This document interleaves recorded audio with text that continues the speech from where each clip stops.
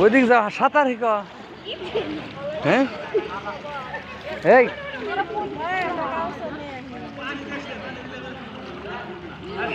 ডুব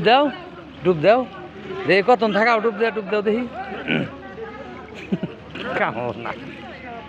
এটা করে সাঁতার শিখবো না তো সাঁতার পারো হ্যাঁ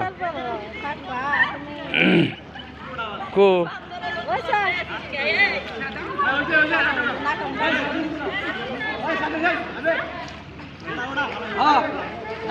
দেখি ছবি ওটা স্টাইল নাকি